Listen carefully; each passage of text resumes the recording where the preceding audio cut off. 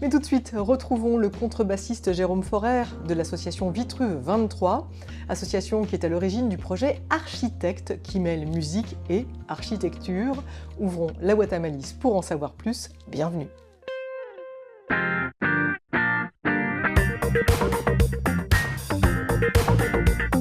What is bus? What is a watermalice? What is bus? What is a watermalice?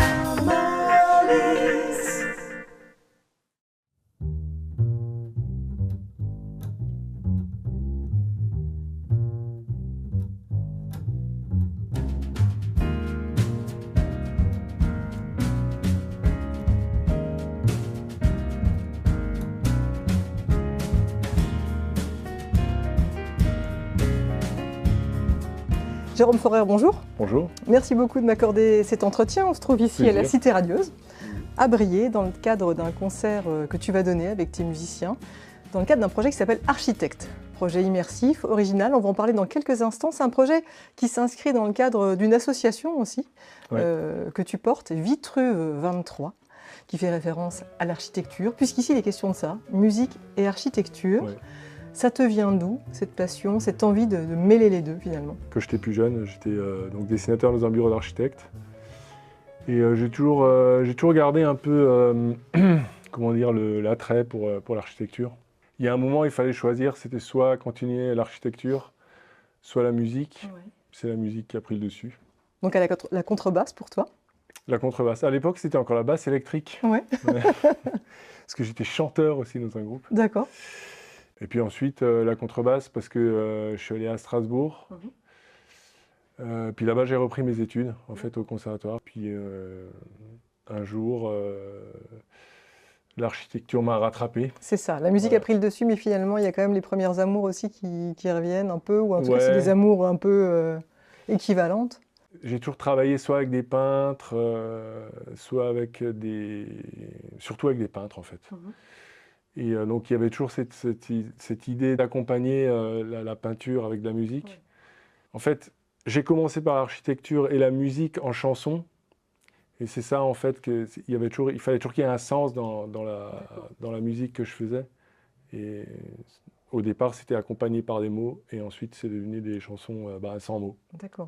Alors aujourd'hui, il y a cette association Vitruve 23 qui fait référence à Vitruve, grand architecte qui est né... Sous Auguste, ouais. Oui, c'était en 80 avant Jésus-Christ ou quelque chose comme ça. 50, il a écrit son... Ouais. Donc cette association, quelle en est la vocation? C'est vraiment de créer des événements un petit peu originaux qui vont mêler justement ces deux disciplines, architecture et musique?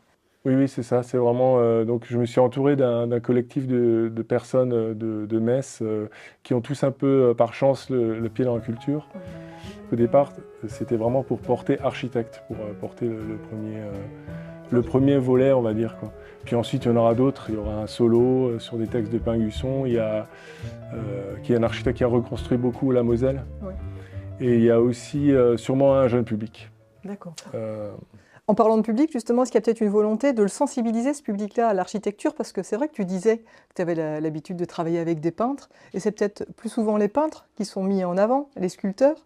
On parle peut-être moins des architectes. Ouais, et puis je pense que les gens, il y a plein de gens qui connaissent le nom du Corbusier ou le nom de Van der Rohe ou Gropius par le Bauhaus, mais personne ou très peu de gens savent qu'est-ce qu'ils ont vraiment fait. Donc l'idée, c'est de projeter quelques dessins. Souvent, j'extrais une fonction d'un bâtiment ou une innovation d'un bâtiment et il se décline sur le tableau en entier, quoi.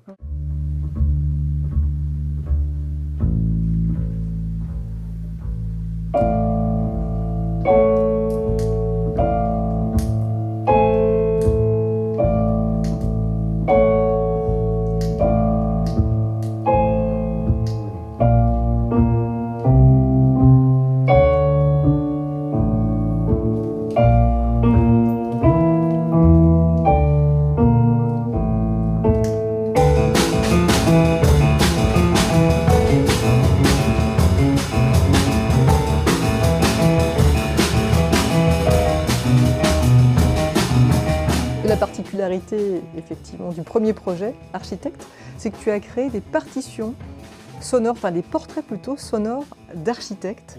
Ça veut dire que Le Corbusier, Pingusson, comme tu l'évoquais, et d'autres, t'ont inspiré une musique que tu as composée, ciselée ensuite avec tes musiciens, et puis que tu as ensuite habillé pour nous emmener dans un spectacle complètement immersif. Ouais.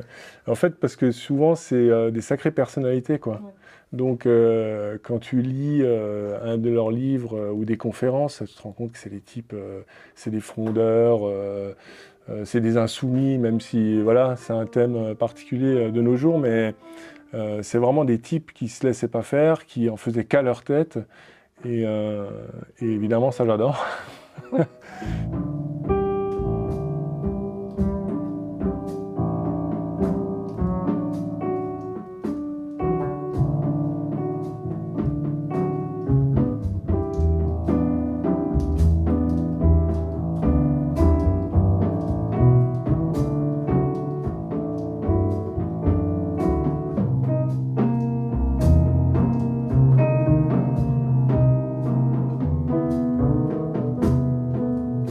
J'ai beaucoup écrit par rapport à la peinture. C'est vrai, le fait que de revoir des plans, des façades, des trucs, et ça m'inspire les formes, ça m'inspire des choses. Un plan, ça serait pour toi comme une partition finalement? Quand tu vois un plan, C'est t'entends un peu... C'est un peu ça, oui. Ça me pose pas de problème de me mettre devant un plan et de dire tiens, ça m'inspire une mélodie, quoi, une harmonie. Alors ça peut être des choses très simples, ça peut être des choses qui sont vraiment en rapport avec les formes, ou alors des choses plus compliquées, quoi. Mais en fait, en règle générale, j'essaie quand même que la partition soit au moins aussi lisible que l'image, c'est-à-dire pour que les gens ne ressortent pas du concert en disant on n'a pas entendu de mélodie, on n'a pas entendu de rythme, on n'a rien retenu, il n'y a pas d'histoire, voilà, je serais effondré si... Cette musique, pour autant, elle a une couleur particulière puisqu'elle est jazz. C'est ça qu'elle t'inspire avant tout? Bah, c'est pas vraiment du jazz, je pense. Ça reste du jazz dans le sens où le jazz, c'est une musique qui est pénétrée de plein de choses différentes depuis ces dernières années, quoi. Je dis jazz parce qu'on improvise aussi. Oui. Mais il y a énormément de thèmes, c'est très structuré au final. Et parce qu'il y a aussi le fait qu'il faut qu'on soit cadré par rapport à l'image. Donc même si des fois on peut déborder ou pas, mais il y a quand même des structures fixes et avec un peu d'improvisation dedans.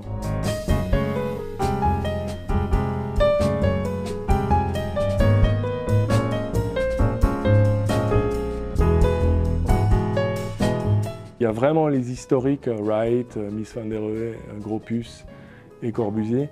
Et ensuite, il y en a certains qui sont un peu en marge du mouvement moderne. Et puis ensuite, il y a les contemporains. Quel serait le point commun entre l'architecture et la musique? Il y en a autant qu'il y en a pas, quoi. Si on parle de structure, on peut aussi tout déstructurer. Oui, voilà. Après, c'est des analogies. C'est sûr qu'il y en a plein, quoi. Il y en a vraiment énormément. Il y a les couleurs, il y a l'harmonie et la structure. Pour moi, c'est plutôt le désir de construire, quoi. De construire quelque chose, quoi. Arriver à finir une structure musicale, ça demande moins de technicité que la structure architecturale. Mais en un sens, il faut vraiment se creuser la tête pour y arriver aussi, quoi. En tout cas, je souhaite à l'association Vitruve 23 de bâtir, de construire de beaux projets. Merci. Et puis, avec toute l'équipe, tu nous tiendras au courant. Ouais, avec Merci plaisir. beaucoup, Jérôme. Merci.